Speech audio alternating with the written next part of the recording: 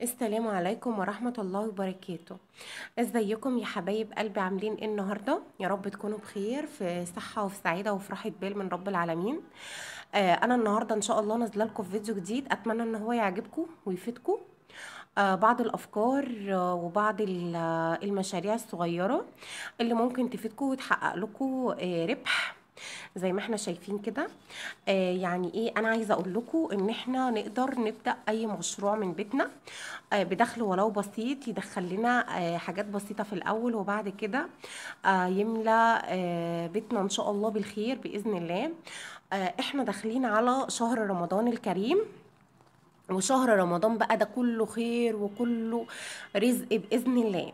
وطبعا الفلوس دي هتنفعنا ان شاء الله في شهر رمضان بقى في مجايب لبس العيد وفي احتياجاتنا اللي احنا ايه عايزينها. طيب احنا دلوقتي عايزين يا جماعة نشوف احنا هنعمل ايه، هنقول ايه. هنتكلم في الفيديو ده عن بعض المشاريع الصغيرة اللي ممكن تحسني بيها دخلك وتقدري تجيبي بيها اللي انت عايزاه، حتى ولو هتكسبي في اليوم 100 جنيه بس او حتى 50 جنيه. احنا راضيين بس نشوف احنا هنتكلم ايه في الفيديو ان شاء الله. يلا نصلي على النبي. اللهم صل وسلم وبارك عليك يا حبيبي يا رسول الله صلى الله عليه وسلم. وقبل ما ابدا الفيديو عايزه لايك واشتراك في القناه وتفعيل زر الجرس عشان يوصلك مني كل جديد. هنبدأ ونقول بسم الله الرحمن الرحيم. احنا كلنا مين فينا مش محتاج الفلوس؟ مين فينا ما بيدورش ان هو يزود دخله؟ مين فينا ما بيدورش ان هو يعمل لأولاده حاجة؟ كلنا نفسنا نزود دخلنا ونفسنا نعمل لأولادنا حاجة، كلنا نفسنا يكون عندنا شيء خاص بينا. مين يعني انا عايزه، حتى انا بكلم الستات، انا بكلمكم يا ستات، ستات البيوت، الكلام ده خصوصا لستات البيوت. مين فيكم مش عايزه يكون معاها قرش تعينه للزمن؟ يكون كده معاها حته خاتم لابساه في ايدها، يكون معاها مثلا كام الف جنيه شايلهم على جنب. كلنا يا جماعة بنتزنق، وكلنا بيبقى نفسنا يبقى معانا قرش في ايدنا، يبقى معانا حاجة للزنقة، يبقى معانا حاجة للزمن. ربنا يا رب ييسر أحوالنا كلنا، ويملى بيتنا يا رب بالخير وبالفرحة وبالفلوس كده كلها يا رب، اللهم امين يا رب العالمين. فالنهاردة ان شاء الله هنقول على شوية مشاريع ان شاء الله هتعجبكم وهتنور رضاكم. احنا طبعا داخل علينا شهر رمضان وكل يوم بنعمل حلويات، فاحنا هنروح جايين جنب صينية الحلويات اللي احنا بنعملها، هنروح جايين عاملين صينية كده هنبيعها. بس قبل ما نبيع صينية الحلويات دي، صينية بسبوسة بقى، صينية هريسة، صينية كنافة، صينية جلاش، عندنا بسم الله ما شاء الله طول شهر رمضان أكل. طول شهر رمضان انت بتعملي في أكل. هتجيبي مثلا اللي انت هتوفريه من صينية الكنافة، مثلا هتجيبي صينية كنافة جنبها تعمليها. هتتفقي مع السوبر ماركت، انا عندي مثلا عاملة كيكة، عاملة هريسة، عاملة بسبوسة، عاملة اي حاجة انت عاملاها من الحاجات الحلوة الجميلة دي. هتتفقي معاه، انا هبيعها بكذا، عمولة ايدي كذا. والله اتفقت مع السوبر ماركت، صدقوني يا جماعه، اللي هي الصينيه اللي هي 30 في 40، الصينيه اللي هي ال 30 في 40 بتاعه الحلويات اللي بتتباع دي، الصاج دوت ما بياخدش كميات كبيره، بتجيبيها تعملي مثلا صينيه معموله، صينيه كيكه، بسبوسه، بص اي نوع حلويات انتي بتعرفي تعمليه. وهتتفقي مع السوبر ماركت، انت اولى مثلا بال 80 جنيه اللي هتطلع لك، بال 100 جنيه اللي هتطلع لك زياده في ايدك، وتحطها على جنب. تاني يوم هنعمل هكذا، هنوزع على كل الناس اللي جنبنا. الزبادي داخل علينا شهر رمضان الكريم، هنجيب علب الزبادي اللي هي العلب الصغيرة. كيلو اللبن بياخد 10 علب زبادي يا جماعة، كيلو اللبن بياخد 10 علب زبادي. شوفي علبة الزبادي بكام، هتطلعي منها الفلوس اللي انت هتشتري بيها العلب الزبادي، هتطلعي منها يعني تكلفة الحاجة، هتطلعي منها الفلوس، عمولة ايدك انت، عمولتك انت. وهتتفقي برضو مع السوبر ماركت وهتديله الزبادي. الزبادي مفيش اسهل منه في الدنيا. احنا بنجيب الزبادي بنعمله بندفيه زي دمعة العين، ونجيب علبة زبادي من بره بنحطها عليه كمادة اللي هي المادة الفعالة. يا دوبك علبة الزبادي بتخمر، بنجيب بنحطها، بنصبها في الكوبايات ونحطها في صينية، ونحط مثلا تحتيها مية سخنة، ونحطها في الفرن نعينها. هتعملي مثلا خلاص قلنا كده الزبادي كمان، قلنا طيب بقى صينيه المكرونه اللي بالبشاميل، هتعملي صينيه مكرونه بشاميل وهتروحي جايه عامله صينيه صغيره جنبها. ده كله طبعا بالاتفاق مع الناس. عندك مثلا موظفين بيشتغلوا مش فاضيين يطبخوا، مش فاضيين يعملوا اكل في رمضان، طبعا بيروحوا تعبانين من الصيام ومن الهلكه بتاعت طول اليوم، عايزين يشتروا اكل جاهز او اكل بيتي جاهز. الناس دي على فكره بتحب الاكل البيتي جدا، خلي بالكم.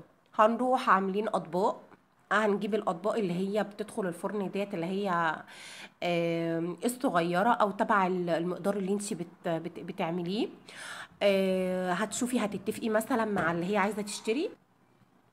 خلاص هنبدأ مثلا هنعمل صواني مكرونة. هنعمل احنا على طول رمضان بسم الله ما شاء الله صواني مكرونة وجلاش باللحمة المفرومة. الحاجات دي على فكرة يا جماعة هنعمل تكلفتها. انت مثلا يا حبيبتي عايزة تحاسبي على تكلفة الحاجة زائد عمولة ايدي، خدي منها تكلفة الحاجة زائد عمولة ايدك. هتحاسب مثلا على الطاجن كله او على الحاجة اللي هي هتطلبها، يبقى تمام. خلاص دي اول حاجه. عندنا المحاشي، عندنا الجلاش، عندنا ده كله بيتعمل منه اكلات روعه. هتتفقي مع بتاع دليفري هيسوق لك حاجتك، هتحطي رقم تليفونك، هتتصلي بتاع دليفري تجيبيه هيسوق لك حاجتك. روح وديه الحاجه دي في الحته الفلانيه. كل دي امور سهله وامور ما شاء الله بتدخلك دخل حلو قوي وانت قاعده في بيتك من غير خساره اي حاجه، وانت قاعده وسط ولادك. وهتعملي فلوس هتشيليها للزمن، هتشيلي اي حاجه دكتور، حاجه عايزه تشتريها، سجاده جديده عايزه تشتريها، اي حاجه عايزه تجدديها في بيتك، تجددي ركنتك، تجددي صالونك، تجددي اوضه نومك، اي حاجه يا جماعه. والله الزمن اللي احنا فيه ده زمن صعب جدا، والفلوس احنا محتاجينها في كل حاجه. دروسنا دروس العيال، دروس الاولاد، دروس ال الدروس الكشاكيل، الحاجات لوازم المدرسه، كل ده محتاج لفلوس. الدكاتره محتاجه لفلوس. بصوا مفيش حاجه في الدنيا دي بتيجي كده، كل حاجه لازم نتعب، لازم نسعى، لازم نجد ونجتهد. ماشي، دي افكار بسيطه لستات البيوت اللي عايزين يبداوا مشروعهم من شهر رمضان الكريم. يا رب شهر الفرحة وشهر السعادة وشهر الحاجات الحلوة كلها عليكم وعلى أولادكم وعلى بيتكم. بتمنى يا رب أشوفكم كلكم، كل واحدة كده يا رب معاها اللي نفسها فيه، معاها الفرحة كلها، السعادة كلها.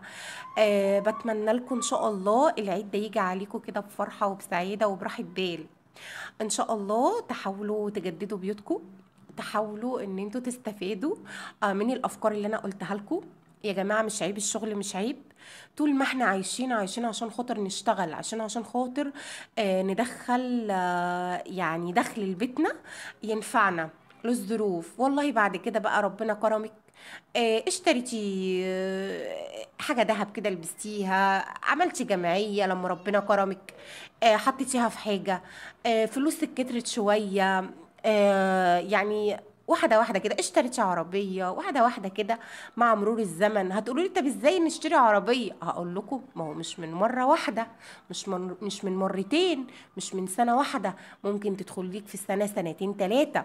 كوني قرش في ايدك واعملي جمعيات وشوفي الدنيا هتبقى ماشية معاكي عاملة ازاي، هتبقى ماشية معاكي زي الفل بإذن الله. كلها شوية أفكار بسيطة وشوية أفكار أنا بحاول أقرب لك الدنيا وانتي تمشي زي ما انتي عايزة. طبعا انتوا كلكم ما شاء الله ستات بيوت زي الفل وبتفهموا في كل حاجة، في نظافة البيت وفي توفير الفلوس وفي حياتكم. ما تقوليش يعني انتي مش تيجي تقولي لي مثلا طب هو الأكل والشرب. ايوه الناس كلها يا جماعه دلوقتي في ناس كتير اللي بتشتغل بتطلب دليفري.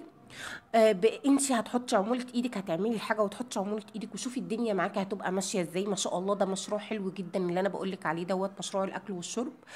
سواء في البيت، سواء هتسوقي للمحلات، سواء هتسوقي مثلا في ناس مصانع، في مصانع بتبقى مثلا مستنية فاتحة مصانع مثلا ومستنية الوجبات دي من بره بتجيلها.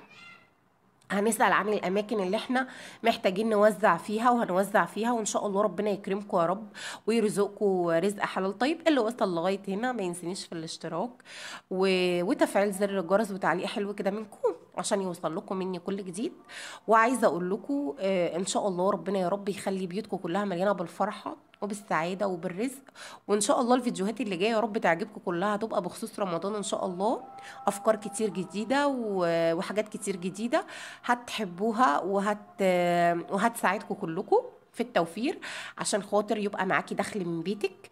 ان شاء الله كلكم هيبقى معاكم دخل باذن الله، بس انت انوي في الاول كده، واشتغلي على نفسك، واشتغلي على يعني حالك كده، وان شاء الله ربنا يعني هيبعت لك الرزق باذن الله.